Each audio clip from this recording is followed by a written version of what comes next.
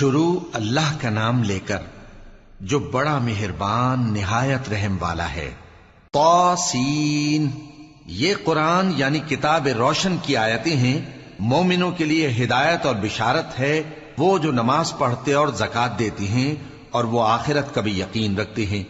جو لوگ آخرت پر ایمان نہیں رکھتے، ہم نے ان کے اعمال ان کے لیے آراستہ کر دیے ہیں تو وہ بھٹکتے پھر رہے ہیں۔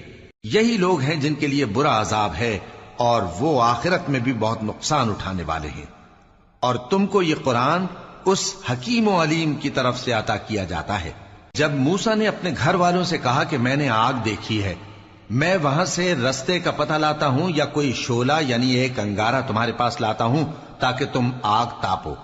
جب موسیٰ اس کے پاس آئے تو ندا آئی کہ وہ جو آگ میں تجلی دکھاتا ہے بابرکت ہے، اور وہ جو آگ کے ارد گرد ہے، اور اللہ جو تمام عالم کا پروردگار ہے پاک ہے۔ اے موسیٰ، میں اللہ ہوں، عزت والا، حکمت والا، اور اپنی لاٹھی ڈال دو۔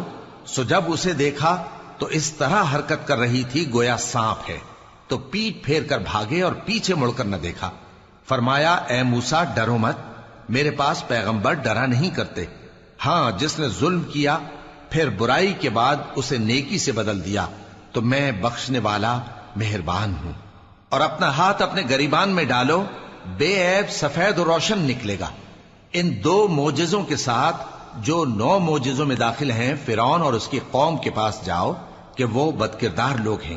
پھر جب ان کے پاس ہماری روشن نشانیاں پہنچیں تو کہنے لگے یہ کھلا جادو ہے، اور بے انصافی اور غرور سے ان کو ماننے سے انکار کیا، جبکہ ان کے دل ان کو مان چکے تھے۔ سو دیکھ لو کہ فساد کرنے والوں کا انجام کیسا ہوا۔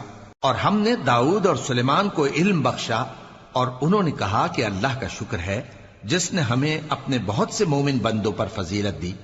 اور سلیمان داؤد کے قائم مقام ہوئے اور کہنے لگے کہ لوگوں، ہمیں اللہ کی طرف سے پرندوں کی بولی سکھائی گئی ہے اور ہر چیز عنایت فرمائی گئی ہے، بے شک یہ اس کا خاص فضل ہے۔ اور سلیمان کے لیے جنوں اور انسانوں اور پرندوں کے لشکر جمع کیے گئے اور پھر ان کی جماعتیں بنائی گئیں، یہاں تک کہ جب چیونٹیوں کے میدان میں پہنچے تو ایک چیونٹی نے کہا کہ چیونٹیوں، اپنے اپنے بلوں میں داخل ہو جاؤ، ایسا نہ ہو کہ سلیمان اور اس کے لشکر تم کو کچل ڈالیں اور ان کو خبر بھی نہ ہو۔